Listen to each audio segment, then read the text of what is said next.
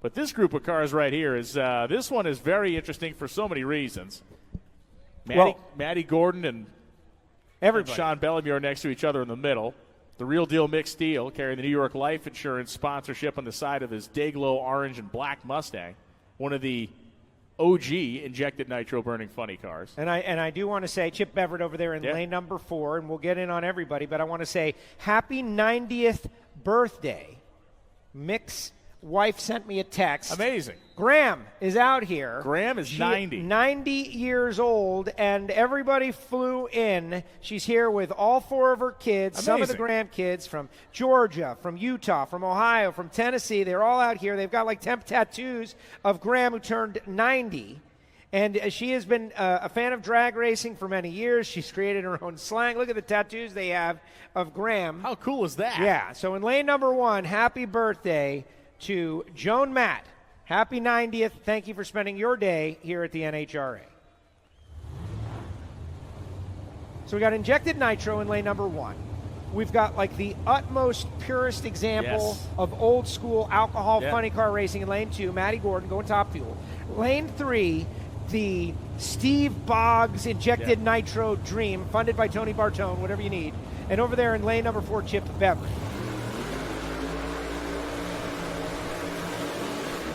And Chip Everett's got a horse that can run. Oh, absolutely. That is a very good running car. Aaron Rochon, I believe that Bellemeur and Beverett are going to run each other. Oh, for a final? Semi-final from the Gator National at some point. Gotcha. 2 injected cars completing their burnouts. Now, what is interesting about the 2 injected cars, Mick Steele's car, of course, with a Mustang body, but that is a full-on what we would see in the blown nitro funny car category that we will see later. If you look at Sean Bellemeur's car, he actually runs the smaller 5th-generation Camaro body that is used by the normal blown cars. And the differentiation here, the difference here is a bunch of the guys that have begun to build these A-Fuel cars, like Mick Steele, have used the larger body from the blown cars for the simple fact that they do produce a little bit more downforce. They punch a little bit bigger hole in the air. They thought that was the better option, but of course Steve Boggs thought he decided to do his own thing, and it worked earlier this year. It was the first injected nitro car to collect a Wally, but that is the case. They are multi-time world champions and world champions of record as we speak, and so they were kind of whooping everybody in the old rules format, and it has extended on to the A-Fuel car. And the big question now is how quick will that thing go? We saw what it was capable of at altitude with a reduced percentage of nitro in Vegas, but everything is different here in Charlotte. The nitro's still down. Chip Beverett is going nowhere in a hurry, but Bellemeur is on one right now, and Sean Bellemeur goes 540 at 266 miles per hour.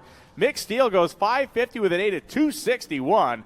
But goodness gracious, 553, 264 for Gordon. Bellemeur just uncorks one here at the very first drag strip that ever saw a run in the 530s in alcohol funny car. I believe you were on the microphone for that moment. Johnny Lindbergh. Mr. Johnny Lindbergh. It was tremendous.